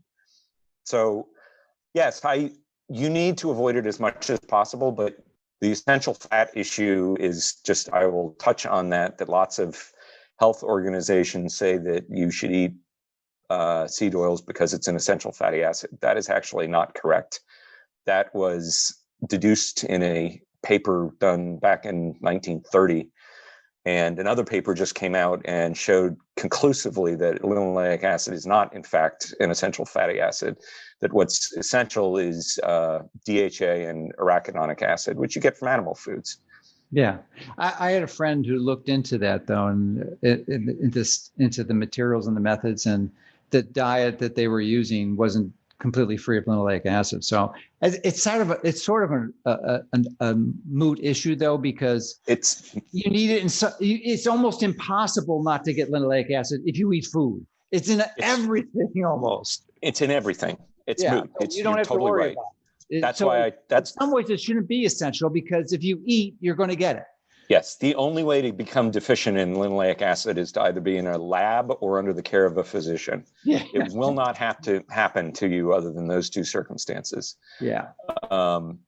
So with glutathione, that's a pretty good pearl, because so many people use glutathione supplements or glutathione precursors without understanding that, well, yeah, it's nice to have optimal glutathione, but let's get rid of the need to use it by lowering our linoleic acid. That's exactly right. And then there are some foods, so there's some foods that are a double whammy, like beef has low linoleic acid, even if it's grain finished beef. If it's grass finished, it has higher DHA, which is the main difference, which is an awesome way to get your DHA. Although I will tell people that, if you can't afford grass-finished beef, just eat grain-fed and eat some fish every once in a while. But beef is also the primary source of a chemical called carnosine. Yes, we're going to carnosine now. Yes, indeed. So what does carnosine do? It's been shown to be anti-atherogenic and it's wonderful. Well, I've got this spiffy paper here that if I can... I was looking into it as a mitochondrial stimulant, and it's a dipeptide, 2 amino acids put together, beta-alanine and histidine, and it's a sacrificial scavenger of what they in the literature call ALEs, advanced lipo-oxidation end products, which is very similar to AGEs, advanced glycation end products, which is another name for HNE and all the other reactive oxygen species get generated from oxidizing linoleic acid. Yeah, so here's the quote. A recent study by Colzani and colleagues analyzed and compared the ability of several classical carbonyl scavengers, and we won't worry about what that is, to prevent the carbonylation of proteins, and concluded that carnosine is the most effective scavenger for HNE. So we're back. Carbonylation of proteins is basically the process through which proteins in your body get damaged and become ineffective. And this is, it's a big deal. It's a huge deal, because there was a paper that I found that I didn't include in my list here. They looked at how many proteins H&E damages in the cell. It damages 24% of your proteins, right? So one of the things, and I mean, they looked at this in various, I've seen work on this in various different disease processes, but there's, I talked about common threads through different disease processes, and I'd like to touch on one right now. Yeah. In heart failure, in Alzheimer's, and in age-related macular degeneration, one of the things they see is an inability of the cell to produce enough energy. The mitochondria are getting damaged, right? H&E does that damage. It damages 24% of the proteins in the cell, primarily around energy production. So in cancer, one of the worst cancers is glioblastoma, which is a brain cancer. And there's a researcher up in Boston, Thomas Seyfried, who decided to go try and figure out why the mitochondria are getting damaged in glioblastoma. And what he found was they all have oxidized cardiolipin. Every single cancer cell he looked at had damaged cardiolipin in it. And another part of the cell that gets damaged, one of the ways your cells produce energy is they basically ferment glucose into pyruvate, right, outside of the mitochondria. And this isn't, this is a perfectly normal part of metabolism. And they produce something called pyruvate, and then there's a molecule called pyruvate dehydrogenase that takes pyruvate into the mitochondria, so the mitochondria can burn it very efficiently for fuel. Well, one of the things that H&E does is it breaks pyruvate dehydrogenase, and they see this in Alzheimer's, where their cells are no longer able to produce enough energy, right? This is why your cells are dying in Alzheimer's. The beta amyloid plaques in Alzheimer's disease are induced by H&E. There's a great model that came out of Harvard a couple of years ago showing that. And in cancer, if you can't get pyruvate out of the cell, out of the cytosol, the part of the cell surrounding the mitochondria, it has to ferment there and turn it into energy, which is what we call the Warburg effect, where you start shifting over to this damaged primitive fuel system. And the evidence seems to be that that's because you've broken your mitochondria, right? Even the most important part of the mitochondria, complex 5 ADP synthase, which is what takes all the energy coming from your mitochondria and turns it into ATP, which is what fuels the rest of your body. H&E damages that protein. This is a huge issue. There's no more fundamental problem in aging and health than protein damage, right? Yeah. All right. Let's go back to a tangent from the carnosine, because that's an important one, and a point I wanted to discuss with you earlier. One of the paradoxes that just baffled my mind for decades was that why people could eat a keto or a carnivore diet and do essentially high fat, low carbs and do really well, and the converse, that people could eat low fat, high carb and do very well too. They can both take care of diabetes. I mean, it's pretty well proven, and I couldn't resolve that. And it turns out, once I understood this linoleic acid, that was the answer.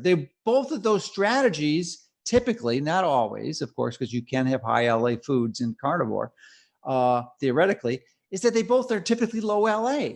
That's right. They address the fundamental reason. But what they don't address, if you take the vegetarian approach, is carnosine. Is which? Carnosine. Carnosine, right. Virtually, there's no carnosine in the vegetarian diet, or very little, almost none. Right. Yeah, you're missing these detoxes. There's a hilariously funny paper looking at diet and oxidized LDL, which, as we've discussed, is the definition of oxidized LDL is LDL with oxidized seed oils. And they couldn't figure out what was going on because they put these people on a healthy, low-fat vegetarian diet or vegetarian-like diet, and their LDL went up. Oops, right? Well, as we've discussed, I mean, one of the interesting interplays about this, and the reason I specifically tell people that they need to eat animal fats, is that there are other fats that may in fact be essential fats that we need to eat that you can only get through animal fats.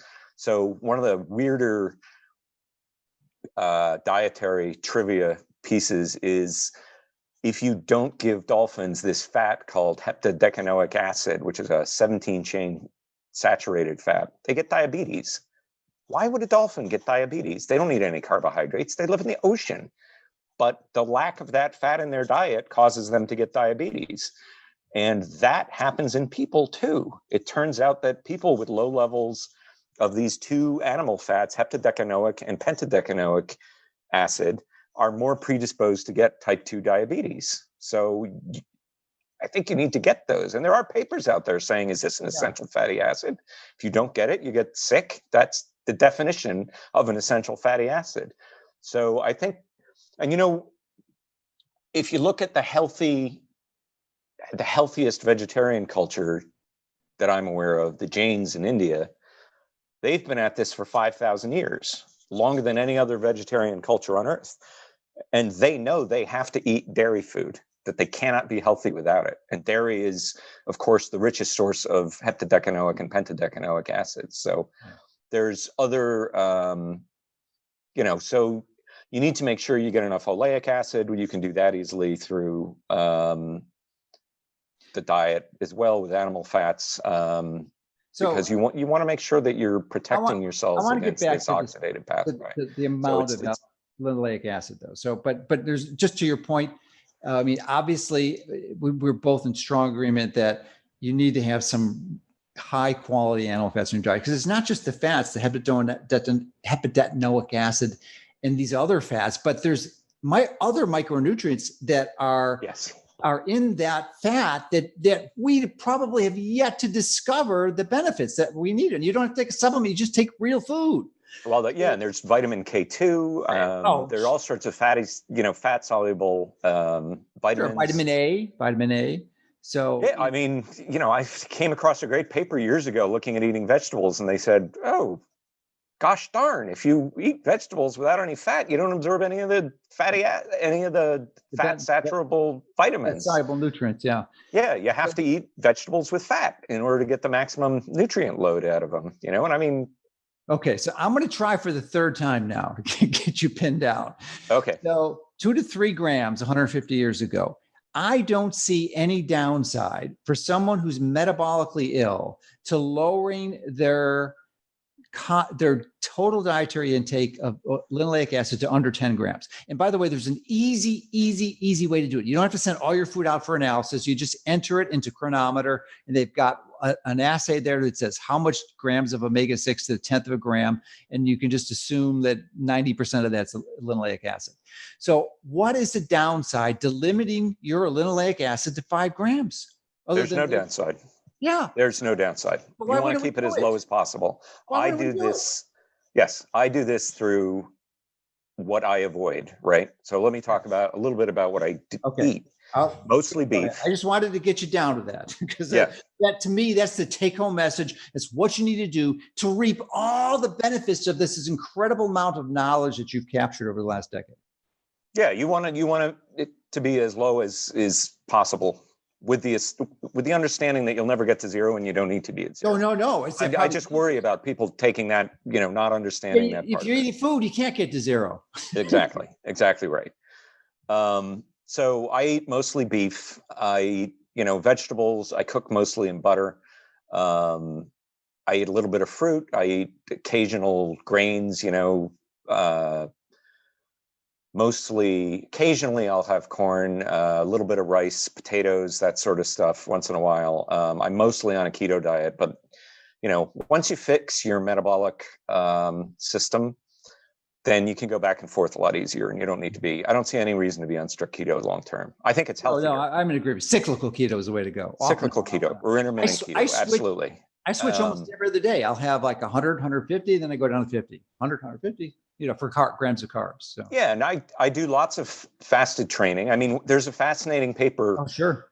They looked at a ketogenic diet in rodents, and they found that they were protected. And it was fascinating. The reason that they were protected is because they were able to burn H&E as fuel, right? They still got you got to be kidding. Are you serious? yes. What fuel? I didn't think that was possible. Yes, they burned it as fuel. Oh, that's the best scenario. So, but if you add a little bit more, insulin into the system, then it turns fat burning off, and H&E goes out of the mitochondria and does more damage, right? That's a reason to work out in a fasted state. Oh, absolutely. That's what I do. I think working out in a fasted state is one of the most important health things that you can do, without question. And I mean, I'm talking about, hours. I go out for 3, 4, 5 hours. Cardio. You're doing cardio. I do cardio. I also do some weight stuff. Yeah, I abandoned cardio a long time ago, but I don't do any cardio now. But well, that's a whole nother topic. I mean, Phil Maffetone, I presume. Oh yeah, of him. I don't know him personally, sure. Yeah, no, I've been following his approach for years. I think he's a bit of a genius. He's a smart guy. Yeah. So anyway, they still get liver failure if they're on a lab keto diet, ultimately, right? And that's clearly caused by the omega-6 fats. I mean, this one's, back to the TPN, the total parenteral nutrition we touched on a while ago, the intralipid with the soybean oil.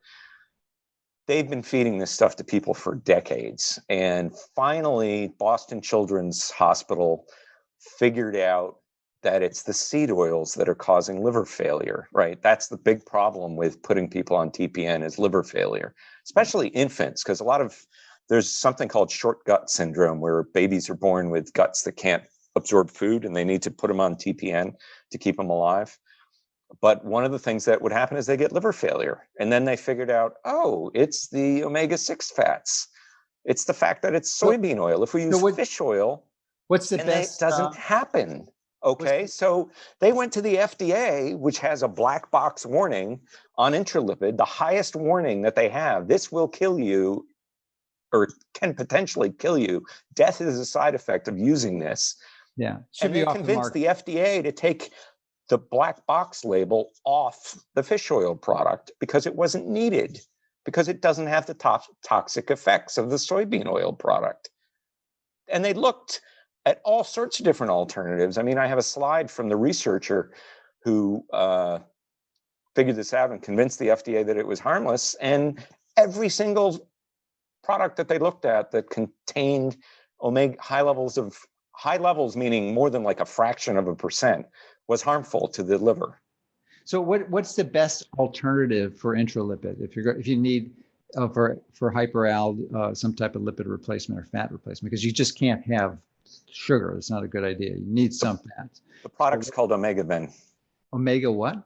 Omega Ven, VEN. VEN, Omega Ven. I have not heard. I haven't practiced clinical medicine in a hospital for almost 2 decades. So.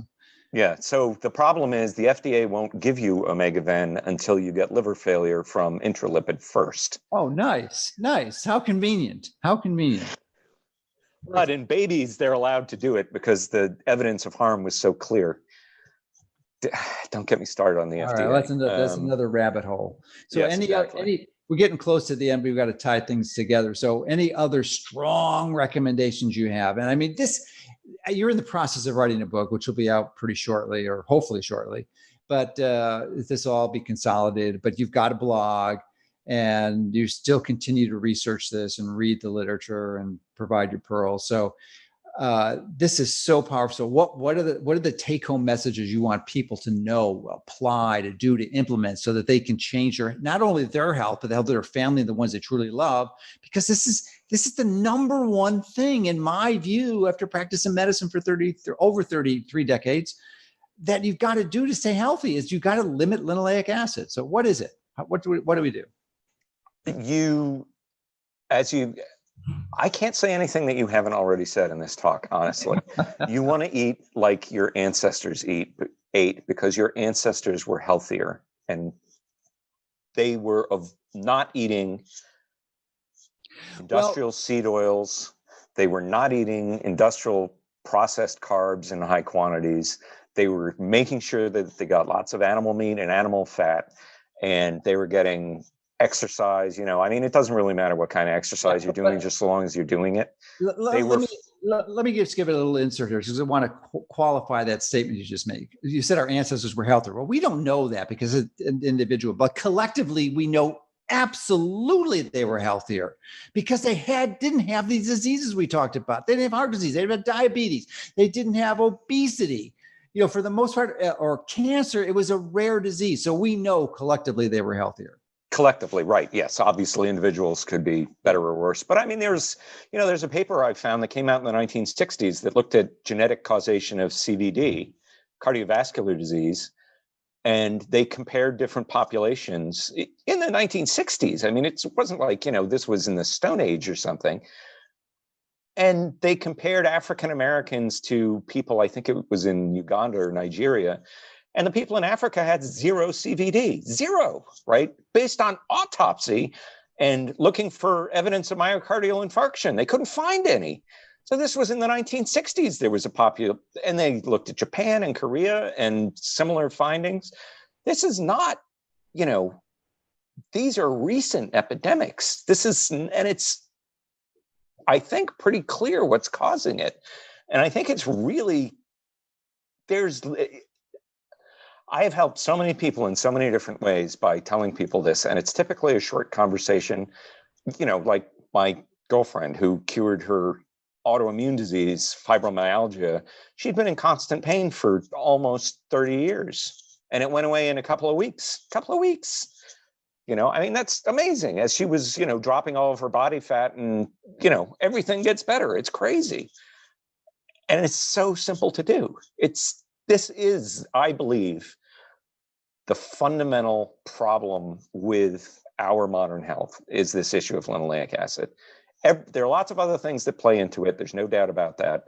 But that's the fundamental thing. If you fix that, you can get away with doing a lot of other things that aren't exactly optimal, but still be healthy. Okay. That's that's the takeaway. That is. And the benefit of that, or the high point, the point that should be joyful about, is that it really isn't that hard to do. It may take a little bit of willpower and discipline initially, but it is pretty simple and it's not expensive. Well, I guess it can be more expensive to go more carnivore-ish, but you've got to eat. So maybe, but I mean, carnivore, when we're on the road, my favorite thing to do on a road trip is go to McDonald's and get beef patties, which are like $1.29 each. Perfectly healthy. They're delicious. There's nothing in them but beef, salt, so that's pepper. Your strategy, huh? Yeah. I mean, hey, fast food's convenient. I'm not going to go chase down a rabbit on this. No. I'm a little bit more OCD, and as long as I'm gone for less than a week, I will pre-prepare my own food and bring it with me. So yeah, I do that as well. But there are times where it's just, oh wow, I'm still hungry. What am I going to do? And they're cheap.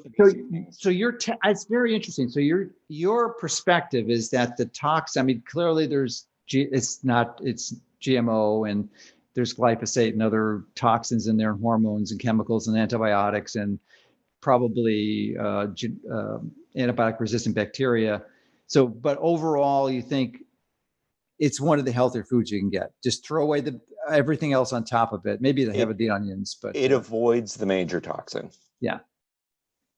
So it'll work. Yeah. So it's just a matter of perspective. Personally, I would refrain from doing that too.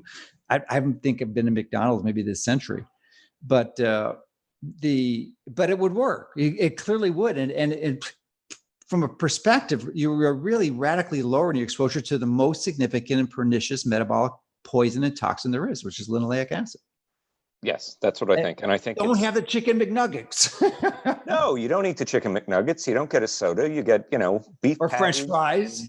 Yeah, you don't eat the French fries. You get beef patties and coffee, and it's perfect. Yeah.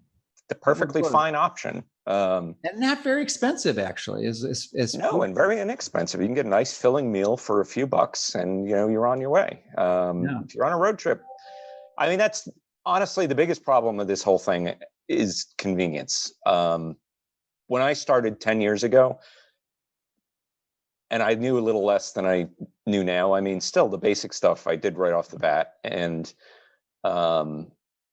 it's much easier now than it used to be. I mean, especially for somebody like me with a gluten intolerance, that used to be a royal pain, and now it's a piece of cake. So you really can eat super healthy in a modern environment if you're just aware of what that means.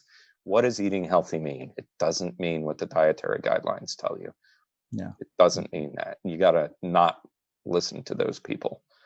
Well, we've got an assignment in front of us, Tucker. We need to help educate not only the public, but the healthcare professionals who really don't get this. They were at your stage, 15 years ago, as I was up until earlier this year. I superficially appreciated the fact that these were dangerous things. I didn't have them, but still my linoleic acid content was over 10 grams a day, which is, I think, far less than ideal. So if you want to optimize your health, especially improve your longevity and just essentially eliminate these degenerative diseases, that's the strategy. And we've got to educate people. And once you're educated, you got to continue the process, educate your family members and the people they love, and spread the message, because it's a pretty simple one. And we're giving you the tools to understand the molecular biology and the physiology and the historical anatomical reasons why this is such an important strategy. Yes. Thank you so much for letting me have the opportunity to address your audience. All right. Well, before you leave, you got to tell us your blog, which I think is Yelling Stop. Yeah, it's yelling-stop.blogspot.com. I'm in the middle of this book, which we had a real sympathy conversation prior to talking about this podcast about what a horrible process writing a book is. And I tend to be really data rich in my posts. So they're not too frequent, but they're pretty filling when they come out. I am very active on Twitter, and I'm constantly looking at the literature and posting new things on my Twitter feed and getting into arguments with various people over there. So that's a lot of fun. I'm very busy on that. Well, good. And I cross post everything. So if you look at one or the other, good. I mean, I don't cross post Twitter to my blog, but all my blog stuff goes to my Twitter feed. Okay. All right. Well, thanks so much, and probably have you back on again when your new book comes out. Awesome. Thank you so much. All right.